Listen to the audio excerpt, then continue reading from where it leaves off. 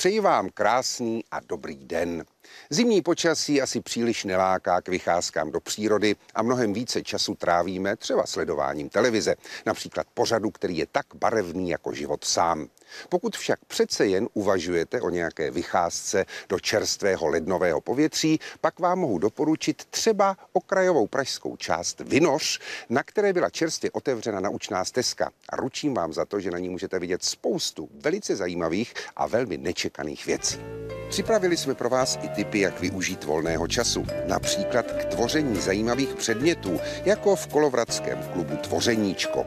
Máme pro vás také pozvánku k návštěvě Muzea hudby v Praze na Malé Straně, kde v příjemném prostředí hudebních můz připravují tématické programy právě pro seniory. A k natočení portrétu jsme využili návštěvy u Vladimíra Pechara, výtvarníka a skauta, který této organizaci věnoval svůj čas více než 70 let.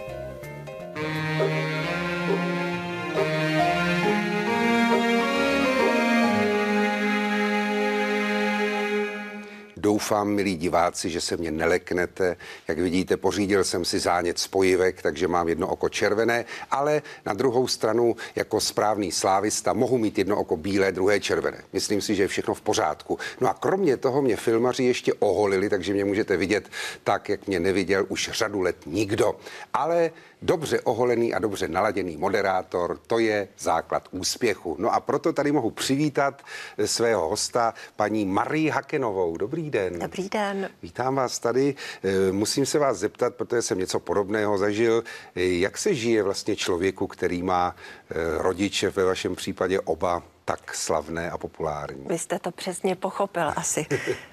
Je to zvláštní život. Já jsem měla to velké štěstí, že jsem vyrůstala v této rodině a že jsem základní školu prošla s krásnými, milými učiteli, kteří mě to ani nedali moc poznat, že jsem z nějaké jiné rodiny. Protože ono to je takové nenormální, že jo? Rodiče večer odcházejí, když mají být s dětmi a tak podobně, co jsme oba zažili. Ale já si právě o to víc vážím rodičů do dneška, protože vždycky, když se tatínek vrátil večer z představení, tak mě nosil, probudil mě. A maminka zase naopak vstávala velmi brzo ráno, to mě naučila. A takže jsme spolu vstávali těch 5 hodin a učila mě slovíčka, učila mě cokoliv, co je potřeba pak do života. Takže si myslím, že jsem poznala spíš normální život, tak jak to má v rodině vypadat. Vy jste se vyvinula ovšem velmi, velmi dobře, protože jste vystudovala celou řadu škol dokonce. Ale no tak celou řadu ne. Koketovala jsem, jako určitě to znáte taky, že ve 14 nebo v kolika jsem přemýšlela o tom, že bych chtěla být i letuškou, protože jsem vůbec nevěděla, co to obnáší.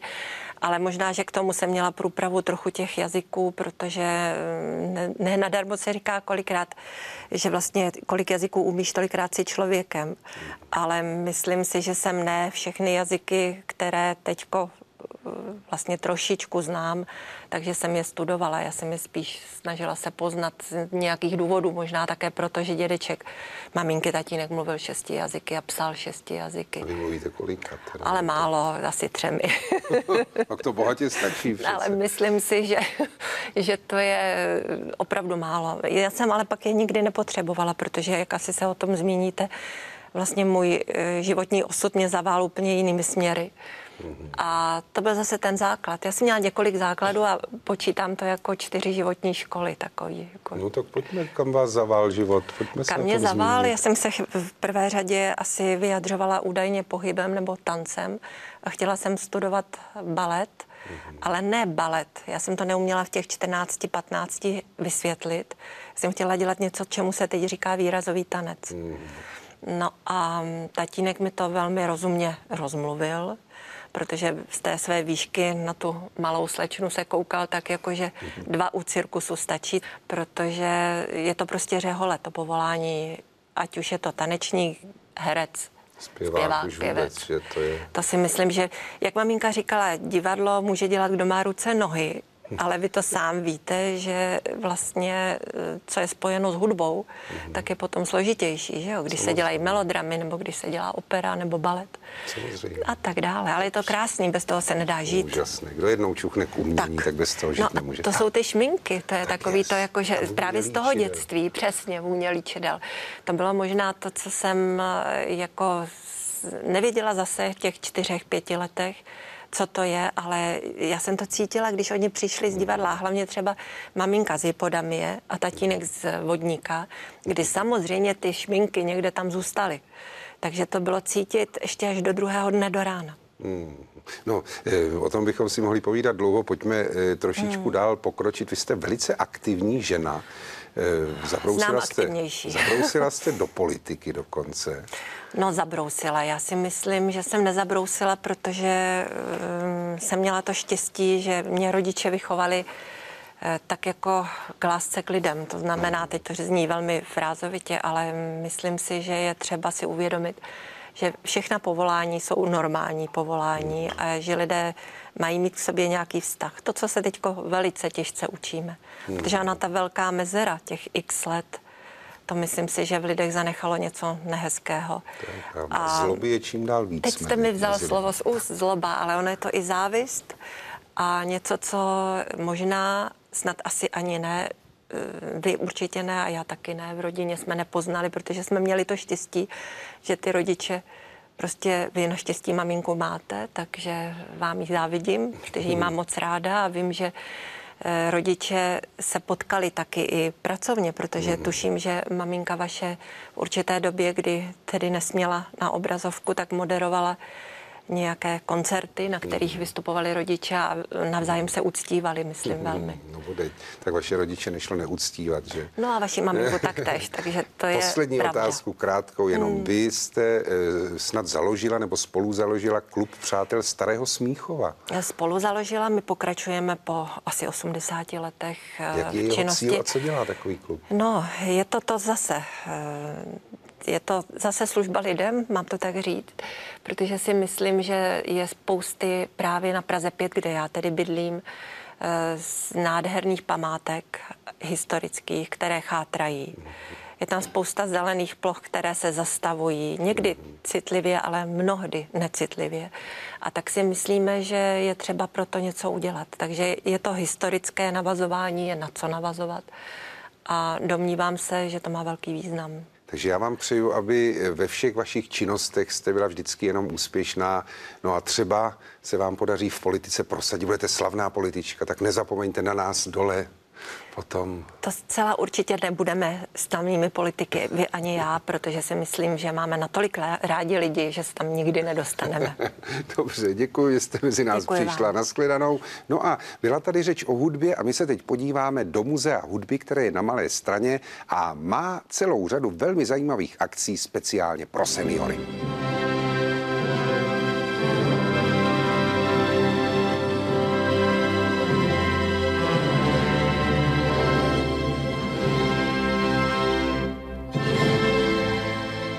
Nacházíme se ve dvoraně Českého muzea hudby.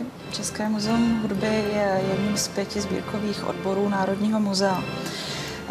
Naše centrální budova Českého muzea hudby v Karmelitské ulici, sídlí v budově, která je bývalým chrámem svaté Maří Magdaleny při klášteře Dominikánů. Ten kostel byl postaven, vysvěcen byl v roce 1709 a v roce 1784 byl odsvěcen a pak sloužil už jenom světským účelům. A od roku 2001 probíhala rekonstrukce pro České muzeum hudby.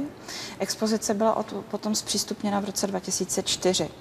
Můžete zde najít stálou expozici hudebních nástrojů a můžete zde navštívit mnohé koncerty, společenské akce a podobně a samozřejmě můžete přijít na naše výstavy. V současné době zde máme výstavu Karla Franty a pro rok 2009 připravujeme velikou výstavu k 50. výročí úmrtí Bohuslava Martinů. Já bych vaše diváky ráda pozvala na novou aktivitu Českého muzea hudby, a sice tematický cyklus přednášek o hudbě a hudebních nástrojích. Můžu vás konkrétně pozvat na přednášku, která se zde bude konat v březnu. Bude zde hovořit pan doktor Tichota, a sice o loutně a loutnových nástrojích v Čechách a v Evropě. Potom další přednáška bude například paní doktorka Vašíčková zde hovořit o nejvýznamnějších žácích Antonína Dvořáka. A úplně nejraději bych vás pozvala na tu nejbližší, a sice příští čtvrtek 29. ledna v 17 hodin. A bude to beseda s autorem aktuální výstavy v Českém muzeu hudby Malovaná muzika Karla Franty. To je výstava, která ukazuje tak trošku průřez celou mojí prací. Dotýká se všech žánrů, kterých jsem se i já dotknul. A samozřejmě, že je tady část výstavy určena i dětem. A to proto, že celá moje tvorba byla hlavně pro děti. Ale samozřejmě je to muzeum hudby, a tak jsem si neodpustil, že i část malířskou jsem zahrnul do této výstavy.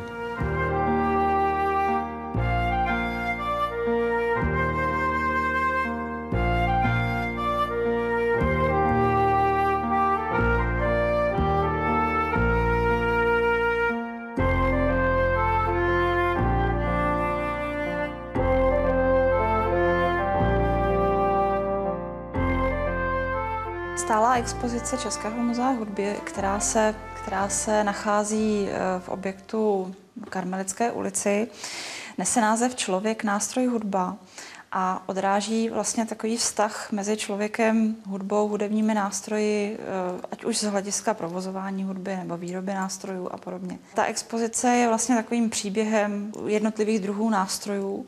Začíná částí, která je věnovaná z rodu populární hudby, a potom pokračuje přes jednotlivé druhy nástrojů vlastně až k takovým jakoby raritním věcem nebo automatofonům, vlastně prvním přehrávačům, zprostředkovatelům nahrané hudby.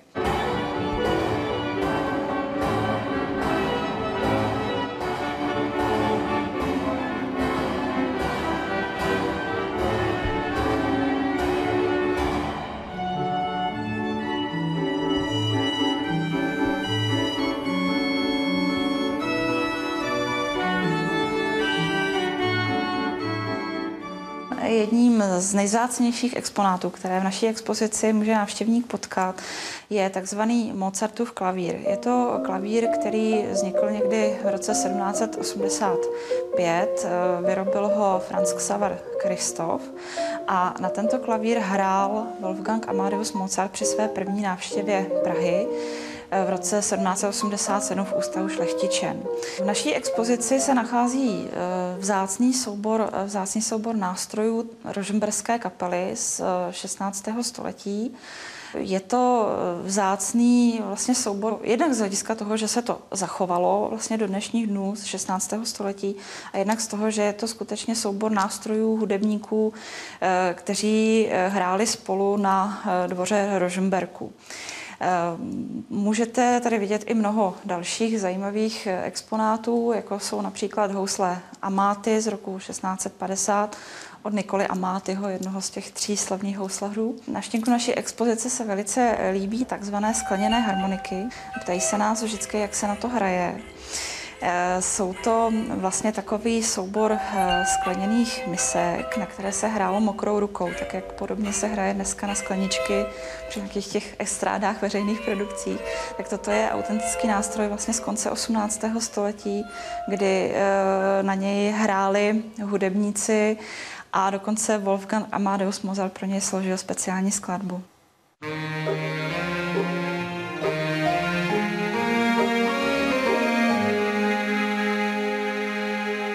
Většinou si tady aspoň jednou povídáme o nějaké zajímavé nemoci a neuděláme výjimku ani dnes. Tentokrát bude řeč o nemoci, které se většinou říká nemoc špinavých rukou, čili o žloutence. Vítám tady pana doktora Jiřího Náhlovského. Dobrý den. Je to tak, že žloutenka musí být nemocí špinavých rukou, nebo ne vždy? Ne každá žloutenka. Rozlišujeme několik typů virové žloutenky, infekční nemoci, o které se bavíme, a virová žloutenka typu A a E je nemocí špinavých rukou v podstatě. Takže A, E a je mezi tím ještě něco? To Pak je tam ještě B, C, D, aby se to dobře pamatovalo. Čili máme tedy 5 druhů žloutenek. Máme 5 druhů virových žloutenek, které se u nás mohou vyskytnout. A jaké jsou mezi nimi rozdíly? To se přímo nabízí taková otázka. Tak ano, ta virová žloutenka A a E se přenáší kontaminovanými potravinami nebo vodou a proto si říká nemoc špinavých rukou, protože když člověk nedodržuje hygienické zásady, tak ji může dostat, zatímco pokud je dodržuje kvalitně, tak by je dostat neměl. Zatímco B, C a D, ty se přenášejí hlavně kontaktem buď s infikovaným člověkem, velmi úzkým kontaktem, to znamená třeba s jeho krví, slinami, případně třeba při sexuálním kontaktu. Dobře, no a jaké jsou příznaky? Jak vlastně člověk může poznat, že už se o něj pokouší nějaká žloutenka? Tak ten typický příznak, proto se ta nemoc také jmenuje žloutenka, je žluté zbarvení kůže, případně i očních bělm, která zežloutnou. Nicméně to je příznak, který se nevyskytuje ve všech případech a bývá charakteristický, ale někdy i relativně vzácný u některých těch žloutenek. Takovým klasickým příznakem žloutenky je prostě chřipka. Žloutenka se projevuje jako chřipkové onemocnění, pokud nemá nějaký dlouhodobý průběh. To znamená taková malátnost, únava, můžou být bolesti hlavy, nechutenství a tak dále. To je většinou ve stádiu, než ten člověk zežloutne. Pokud zežloutne. Potom dál se mohou objevovat třeba bolesti břicha, zejména v oblasti teda jater, to znamená vpravo hned pod žeberním obloukem a tak dále. To jsou spíš příznaky postní. No a svědění kůže, které často doprovází to žluté zbarvení. No a může se stát, dejme tomu, že člověk má příznaky jako u chřipky, nezežloutne a lékař ho léčí na chřipku a vlastně se u něj tím pádem projeví žloutenka úplně naplno? No, tak ona se může projevit třeba s odstupem. To je právě riziko některých těch žloutenek. Je to vlastně tak, že ona proběhne, ale ani ten člověk si toho nevšimne. Největší riziko takového průběhu je žloutenky typu C. Pak se objevuje takzvaný chronický průběh, to znamená, ta žloutenka vlastně trvá dlouho, než začne mít nějaké velké klinické obtíže ten člověk a může se třeba projevit i za 20 let. Aha, no tak to je pěkné tedy. No. Ano, a jaké ty velké klinické obtíže jsou? No, ta žloutenka vlastně dlouhodobě poškozuje játra, ničí jaterní buňky a postupně vznikají v játrech jizvy. Ta játra se zvětšují a přestávají vlastně plnit svoji funkci. No, to jsou strašlivé perspektivy.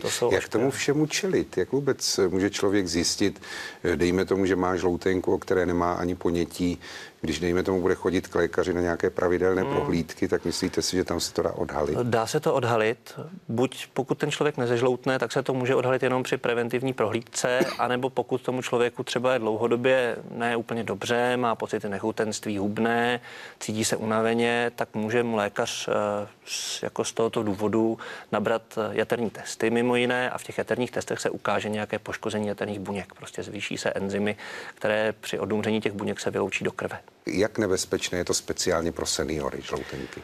No, pro ty seniory žloutenka je nebezpečná v tom, že senior většinou bývá trošku imunitně oslaben, má nižší obrany schopnost organismu a v takové situaci ta žloutenka má větší riziko takového komplikovanějšího průběhu anebo právě toho průběhu dlouhodobého.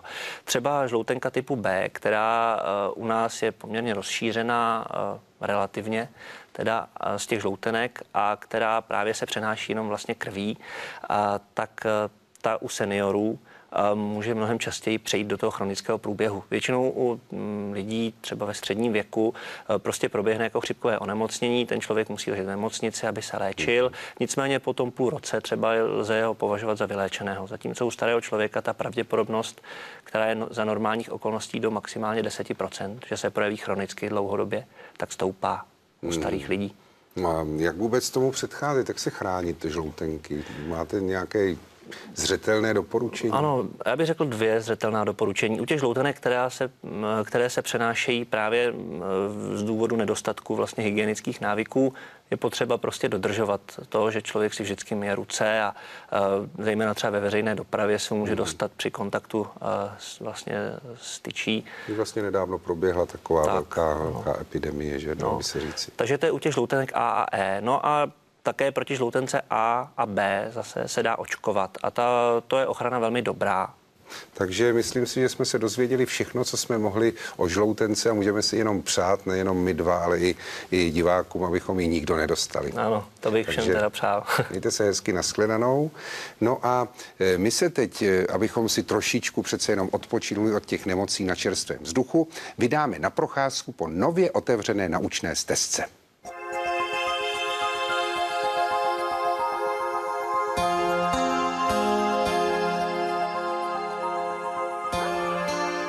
Taky máte rádi vycházky do přírody a v nich objevujete třeba studánky, lužní lesy, skalní útvary nebo zbytky prehistorického osídlení? Pokud ano, pak vám mohu doporučit, abyste si vyrazili třeba do Prahy Vinoře, kde byla čerstvě zřízená naučná stezka s názvem Vinořský park Satelitská bažantnice. No a povídat si o této stezce budu s panem Milanem Maršálkem, který je členem Českého svazu ochránců přírody a právě tento svaz tuhle stezku zřídil. Takže, pane Maršálku, proč zrovna ve Vinoři? Čím je podle vás Vinoř tak zajímavá? Dobrý den, tak my jsme se k vybudování této stezky dostali skrze zdejší chráněné území přírodní rezervaci Vinořský park, kde naše základní organizace Natura Quo Vadis, což česky znamená přírodo, kam kráčíš, realizuje již 5. rokem management toho území.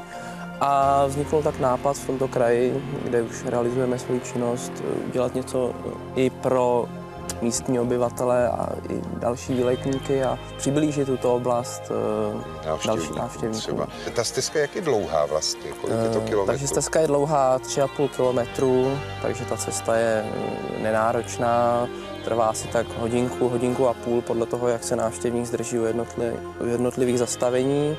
Těch je 9. A kromě té klasické informační tabule jsme, aby jsme tu stezku přiblížili návštěvníkům, dětem, ale v podstatě každému, ji obohatili o otázku kvízovou, kde si jim vlastně může návštěvník procvičit svoje znalosti, případně si je zdokonalit. Každá otázka má 3 možnosti a potom jednoduše odklopí a zjistí, zda je to ano, teda spíš ne, anebo ano. No a mimo to na každém tom zastavení můžeme nalézt takzvanou, my jsme to pojmenovali environmentální atrakci, která právě je o tom, aby si ten návštěvník odnesl ještě něco navíc, taková vlastně přidaná hodnota, bych to nazval. No nemůže si odnést všechno, je vidět, že je to na řetěze, že? Ale... Nemůže. Takže tady je to třeba xylofon, na tom dalším zastavení je to bludiště, tam se to týká podzemí, takže tam poslepu potom rukou jezdí bludiště. Já vám teď ukážu, jak vypadá takový hudbymilovný senior, který si chce s výhledem na krásný rybník zakoncertovat. Zkusím ovčáci, čtveráci, bez záruky samozřejmě.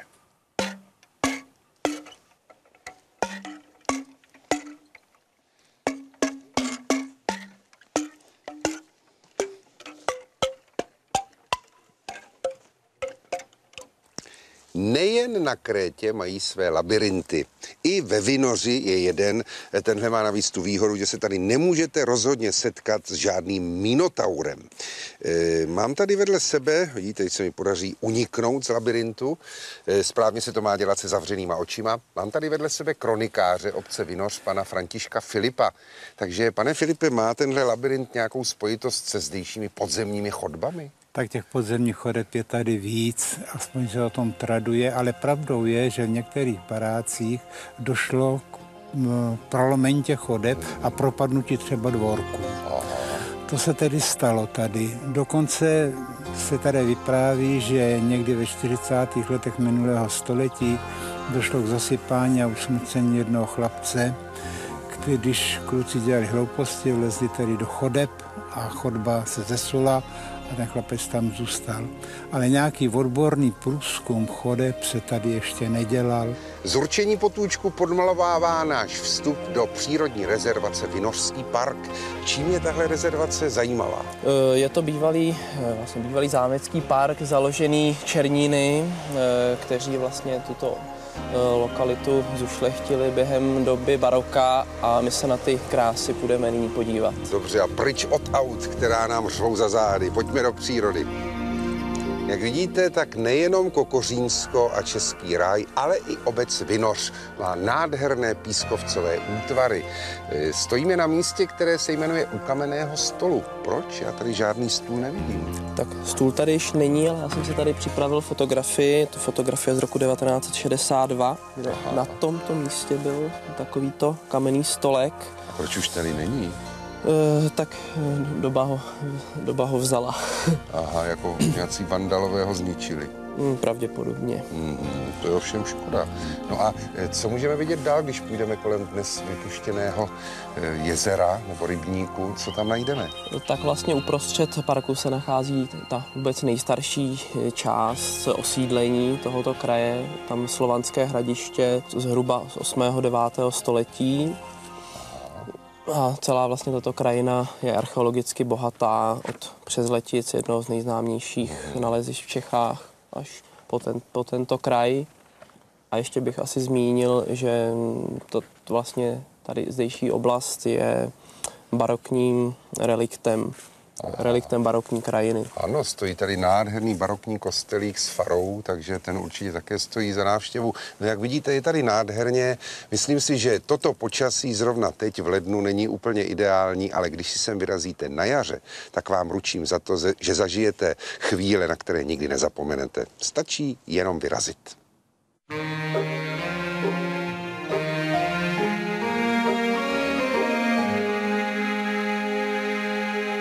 Zima je v plném proudu a to je období, kdy řada seniorů raději ani za volant neusedá. Ale pokud se přece jen rozhodnete na cestu vydat, má pro vás Pavel Kuchálik praktické rady z tohoto oboru. Jak by mělo takové zimní vybavení auta vypadat? Zimní vybavení by mělo být trošku bohatší, než které nařizuje jenom zákon, povinná výbava. A to z toho důvodu, aby prostě řidič měl větší jistotu, že kdyby se dostal do nějaké neočekávané situace, která bude způsobena větším sněhem, náledím a podobně, tak aby neměl problémy. Co tedy takové věci, které bychom si vyjmenovali, by měl motorista mít? Pneumatiky předpokládám? Tak určitě doporučují se zimní pneumatiky a nejenom v úsecích, kde to je dneska už nařízeno zákonem, ale opravdu se vyplatí mít všude, protože ta kvalita i bezpečnost jízdy se zvyšují v zimě. Co všechno dokážou ty zimní pneumatiky? Ty zimní pneumatiky tím, že mají lepší přilnavost, takzvanou adhezi, lépe se s nimi brzdí, lépe to vozidlo je ovladatelné, hůře se dostane do smyku a to samozřejmě řidiči ocení v zimě. Jasně. A co ještě tedy kromě zimních pneumatik by měl motorista mít? Tak samozřejmě záleží, kam jede. Ano. Pokud se pohybuje jenom po městě nebo místě svého bydliště, tak bych řekl, že ty nároky nejsou tak vysoké, ale každopádně se vyplatí mít v zimě například rozmrazovač zámků. Ano. A ne mít ho schovaný ovšem v autě, ale mít ho v kapse, v tom autě potom není moc platnej.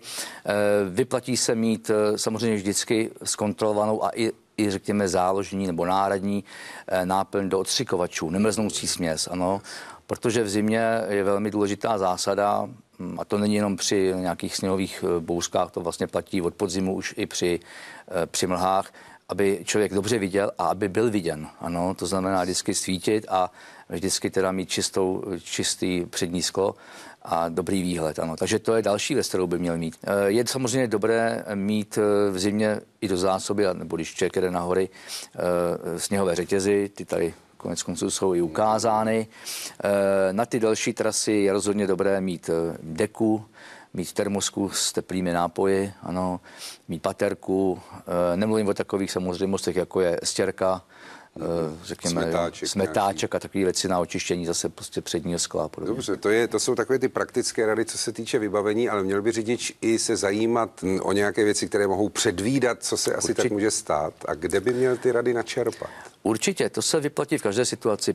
Zvlášť pokud řidič jede nějakou trasu, kterou nezná, nebo je delší, tak je dobré se na ní připravit. Nejenom tím, že je odpočatý, že je vyspalý, nejenom tím, že je správně vhodně oblečen, protože třeba v lyžákách se špatně řídí. Když bychom to tak jako trošičku přehnali, ano, přeskáčí. Když to přeháníme, ale i takové případy jsou.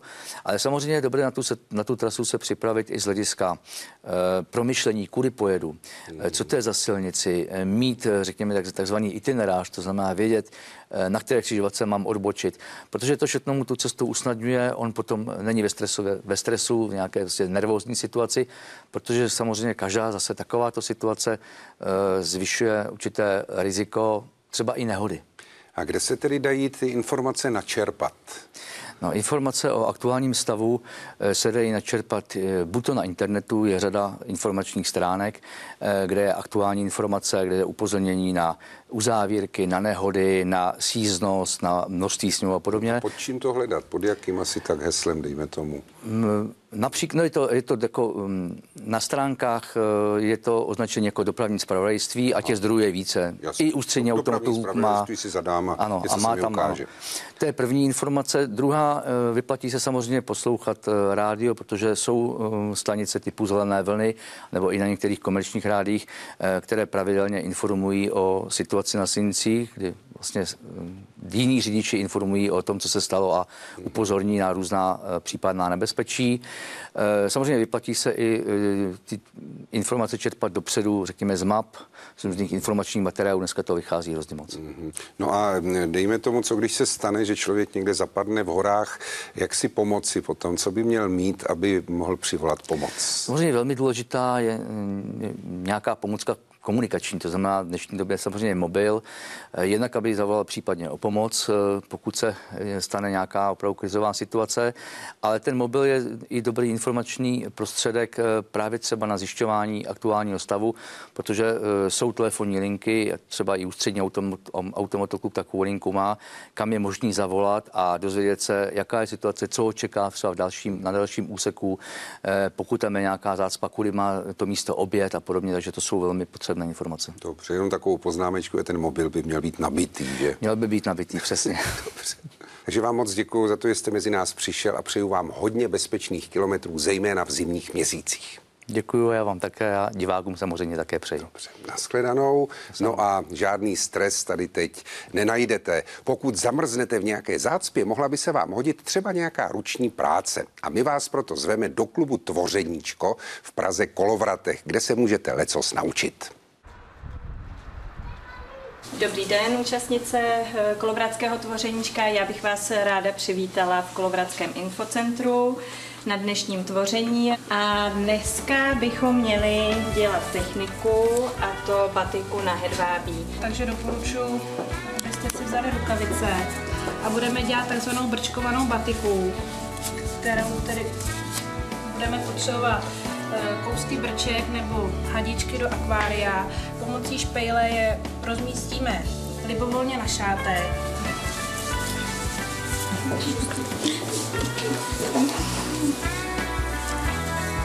Hedvábí namočíme do studené vody. Jemně vyždímáme a pak ho rozprostřete na ten talíř, co máte před sebou. Doporučujeme kombinaci 2 až 3 barev, ale samozřejmě záleží čistě na vás. Tady jsou kombinované jenom červená a žlutá. Vidíte v těch spojích, nebo tam, kde se ty barvy stýkají, tak se vám prounou tady do té oranžové. To znamená, když budete kombinovat modrou a žlutou, tak vám v tom spoji vznikne zelená. Jo, takže na to jenom pozor. Tady je šátek, tady další. Tady ten šátek je vytvořený také batikou, ale bez brček, jenom poskládáním a pak vlastně potřísněním těmi barvami.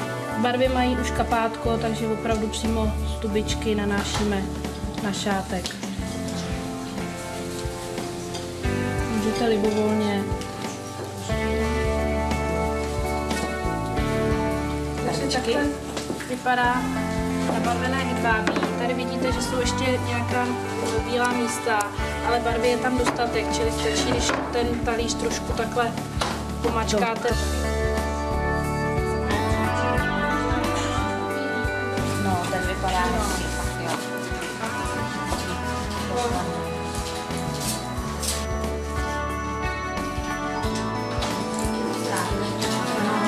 Vysušíme a zažehneme. Když se řekne kurzy tvořeníčka nebo tvoření v Kolovratském infocentru, co si pod tím představit? Kurzy tvoření jsou hlavně výtvarné kurzy, a to pro širokou veřejnost, to znamená pro děti asi tak od 8 let, aby techniky zvládly, až po seniory.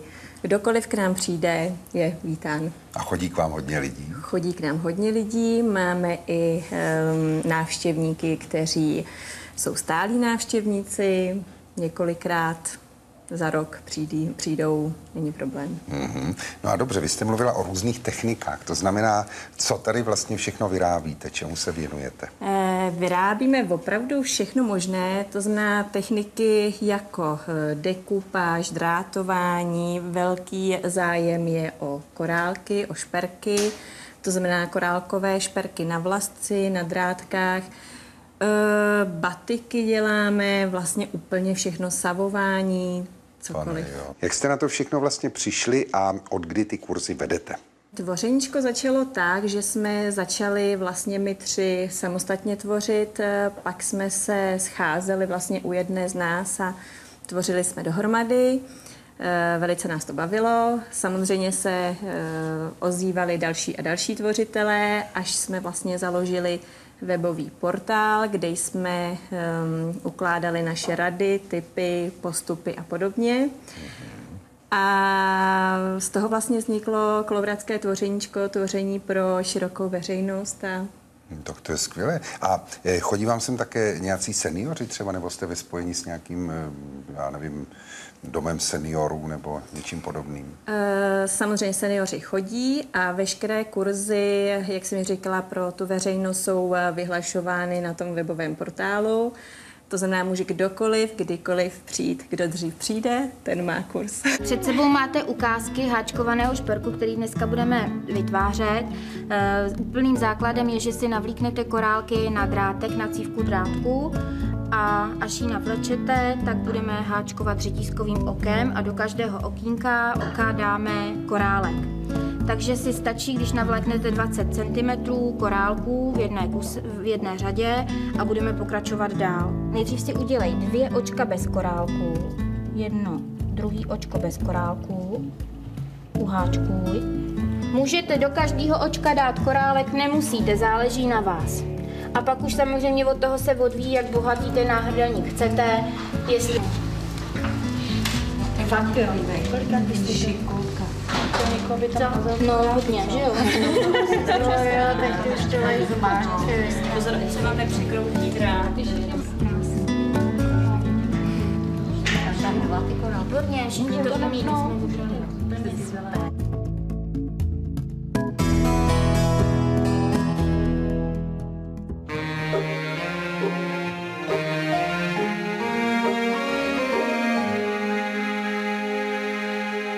Posledním tématem, o kterém budeme dnes mluvit tady ve studiu, jsou takzvané zelené potraviny. Neuměl jsem si popravdě řečeno přesně představit, co si mám pod tím vybavit, a proto jsem si sem pozval 2 poradkyně, obě ještě ke všemu mladé a půvabné. Vezmu to podle abecedy, paní Danu Klikovou a paní Kamilu Šrámkovou. Dobrý den. Předpokládám, že když je řeč o zelených potravinách, nemáte patrně na mysli nějaký dobře uležený, netrvanlivý salám. Určitě ne. Takže co si představit vlastně pod zelenými potravinami? Co to vlastně je v tomto případě? Takže zelené potraviny jsou mladý ječmen a řasa Chlorella pyrenoidosa. A to vidíme tady na těch miskách. Ano, tady to je ječmen, to vzadu je řasa Chlorella. A abych vám třeba představila, jak se pěstují, kde se pěstují. Tak ječmen se pěstuje v Utahu, na bývalém jezeře sladkovodním. A nikde jinde na světě, jenom tam? Ne, tam, přesně tam, v nadmořské výšce 1500 metrů, což zaručuje ječmenu velký obsah bílkovin. A ta ječmen... to je zhruba ve výšce Sněžky asi. Ano, takže ty listy se posečou, omíjí se a vylisují se. A ta šťáva, která takto vznikne, tak ji pod tlakem pouze při 31 stupních se vysuší na tento prášek. Tímto nám vznikne 100% enzymatický prášek, který se zpátky rozdělává ve vodě na enzymatický nápoj. Aha, čili to znamená, že vezmu nějakou přesně odměřenou lžičku, dejme tomu, ano. Tak, hodím to do tekutiny, to se rozpustí nějak? Rozděláte ji v shakeru nebo ve sklenici od výživy. A vypiju. A vypijete, přesně tak. No a ta řasa? Ta řasa se pěstuje na Tajvanu a na Tajvanu z toho důvodu, poněvadž je tam 300 dnů v roce sluníčko a ta řasa obsahuje velké množství chlorofilu.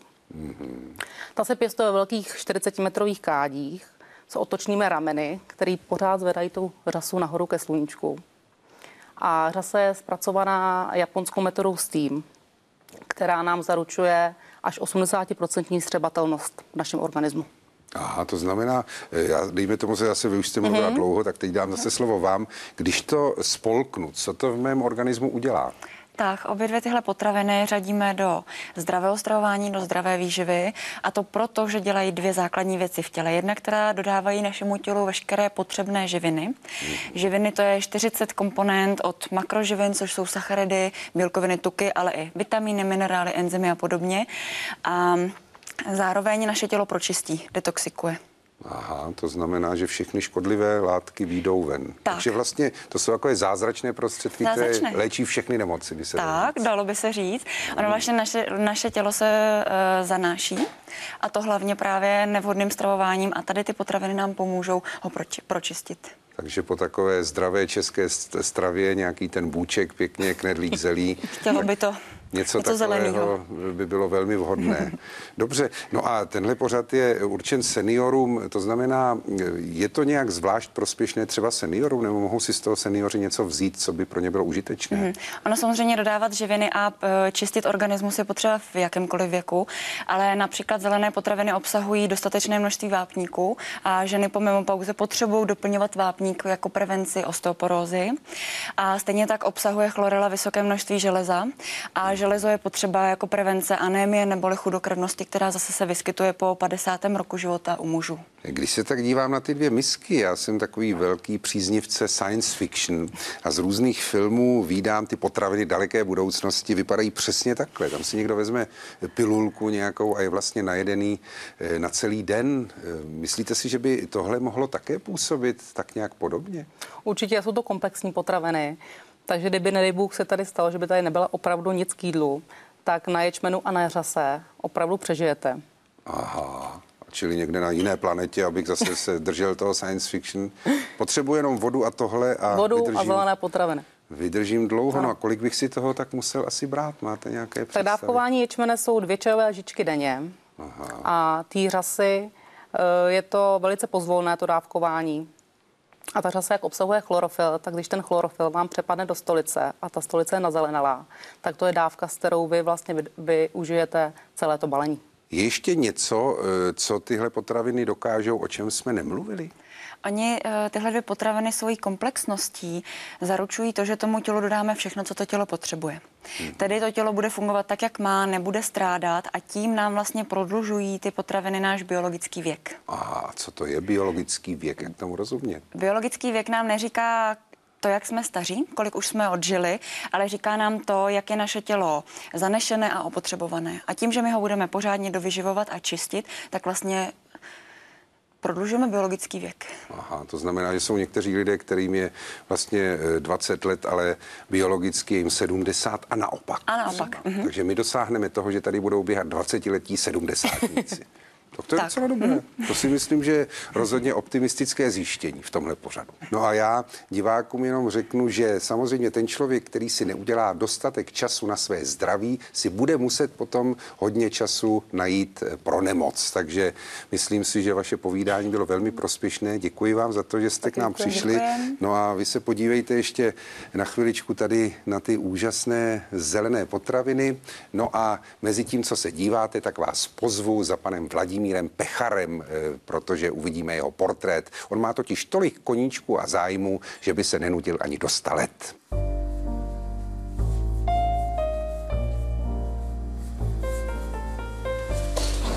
Tak tohleto, to je asi současná moje činnost.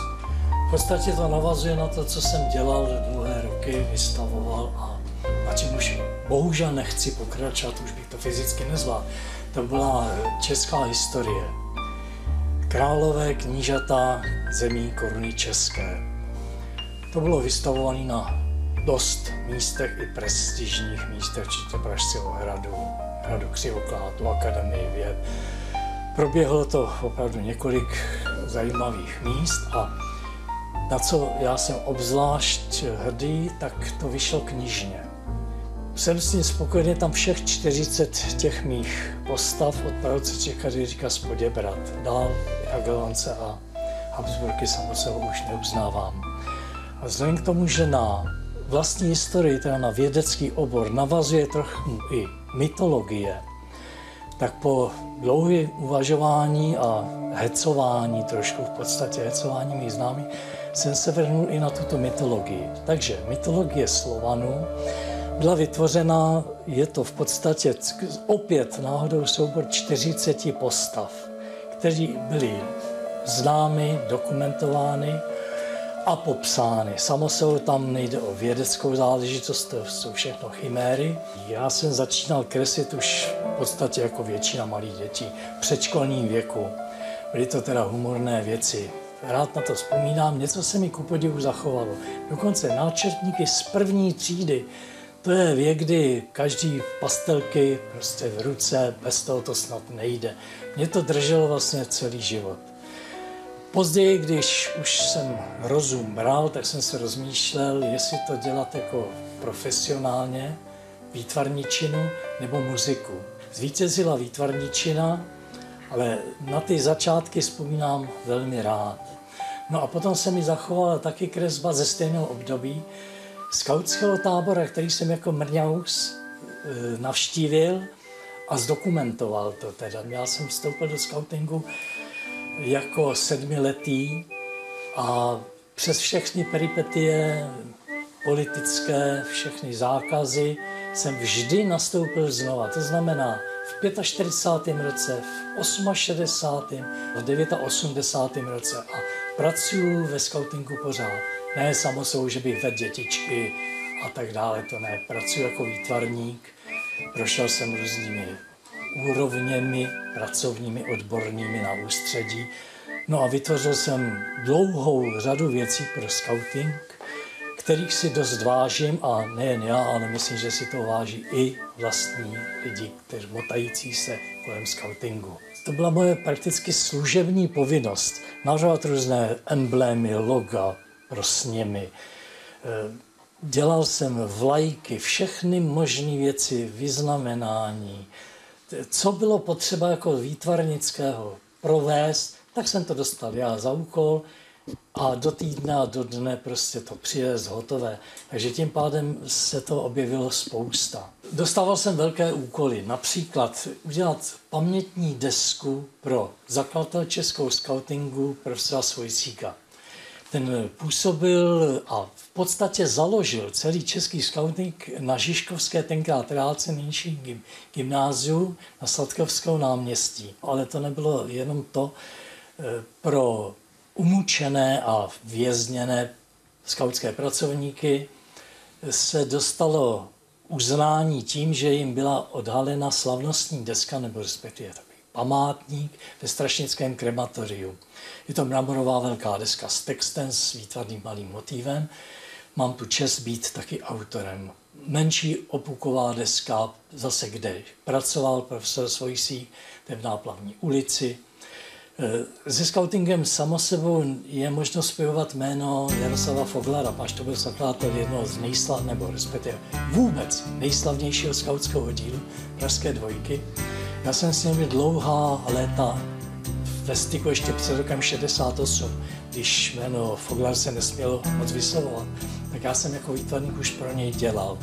A pokládám si za čest, že jsem mu ještě na sklonku jeho života vytvořil památník ve slavné Sluneční zátoce, kde probíhaly ty jeho skautské tábory, tam na té Sázavě.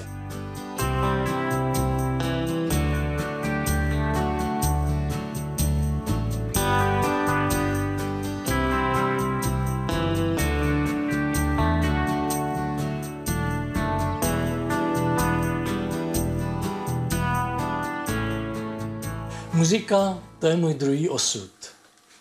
Začalo to v mých asi 10 letech, kdy jsem musel hrát 4 roky nuceně na housle s odporem a opravdu s nechutí. Pak se mi podařilo toho nechat a asi 2 roky na to jsem si koupil trumpetu. Už sám o své vůli a to byla moje slabost. Já jsem se připravoval dokonce na to, že půjdu na konzervatoř. Zkoušky mám hotový, mám na to dodnes schovaný papír, že zkoušky jsem udělal, ale pro posudek gymnázia, maturitní posudek, jsem nesměl být přijat. To bylo v roce 51 běžné, že po vítězném únoru se tyto věci dály. Takže muziku jsem pěstoval i nadále a v podstatě pěstuju do dneška, ale už jenom amatérsky. Největší kariéru jsem zažil ještě na gymnáziu, kde jsme měli 3 roky partu. Star Club, který hrál k tanci a poslechu, jak jsme hrdě o sobě psali. Malou kapelu, ale docela fungující a dobře znějící. Potom už po vojně, kterou jsem naštěstí zase díky muzice docela ulil. Protože já jsem byl jako PTpák nucený pracovat poněkud jinak než s nějakou flintou v ruce, spíš s krumpáčem s lopatou. No a ta muzika byla úžasná, poněvadž se skutečně to volno tím pádem dalo získat. Po vojně už jsem chtěl sice muziky nechat, ale nicméně jsem se k ní vrátil a založil jsem Dixielandovou partu. To bylo právě těsně před nástupem beatu.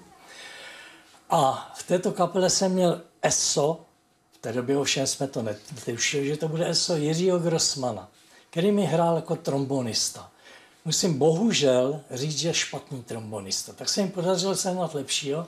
Honzíka Hinčicu, v té době konzervatoristu, dneska slavného pána z FOK. Mílu Růžka, který potom působil v Semaforu a řadu podobných hvězd. Jirka Grossman jako špatný trombonista se chopil basy později, když jsem vzal toho Hinčicu, a tím pádem mohl začít zpívat. Když jsme otvírali dlouhé roky zavřený klub Olympik ve Spálené ulici, tak tam bylo študácké pásmo. A jeden z spoluautorů byl Sláva Šimek. A právě na tomto slavnostním otevření se Šimek s Grossmanem díky mně dali dohromady. Hudební kompozici jsem se věnoval od školních let, ale později jsem začal skládat víc šanzony, podobné věci. A dělal jsem to pro svou manželku vždycky k narozeninám. Vzal jsem si nějakého klasika, ať už to byl Puškin, Volker, prostě jména, a sám jsem si nedovolil to textovat. A na to jsem složil příslušnou melodii. Manželka na to vždycky už čekala, takže se z toho stala velká sbírka vždycky krásně adjustovaných dárků v hudební formě.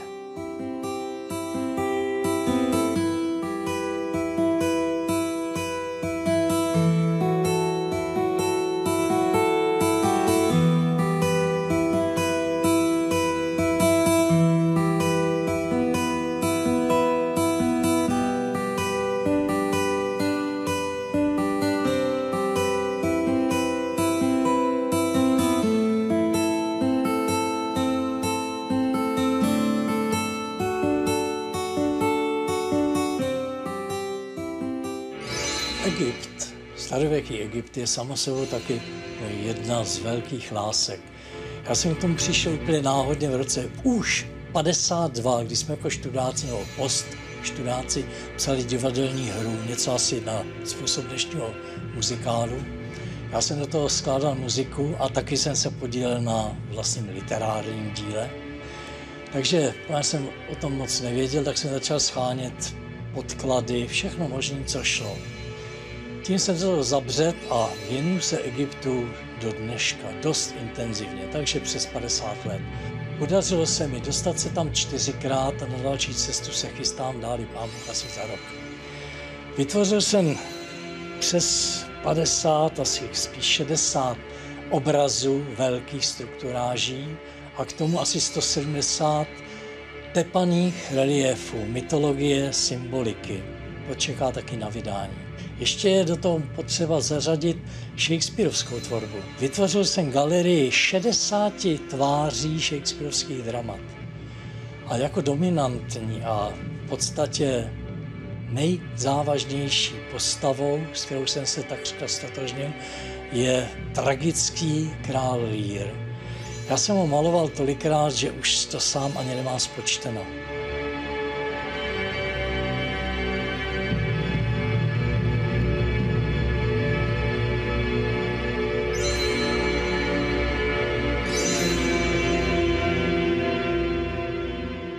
Když se mám zamyslet nad tím, co bych měl preferovat v životě, jaké vlastnosti, tak pravděpodobně bych vzal jako úplně nejdokonalejší věc upřímnost. Ač jestliže bez falše, bez zákeřnictví, upřímně se dívám na svět a upřímně pracuju, žiju, tak v tom je snad všechno. To je celá životní filozofie. V upřímnosti. Nehrát, nepředstírat, nezávidět. Pracovat proto, aby to k něčemu bylo. Prostě upřímně.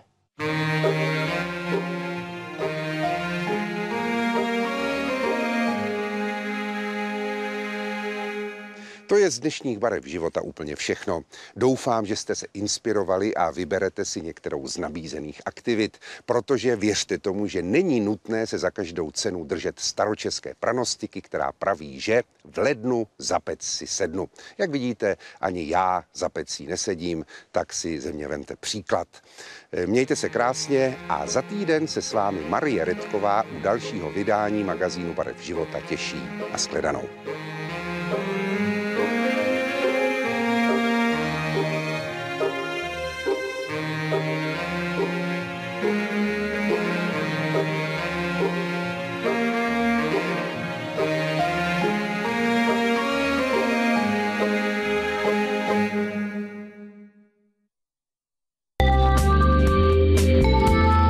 Není to krása. Žili či žijí aktivně a na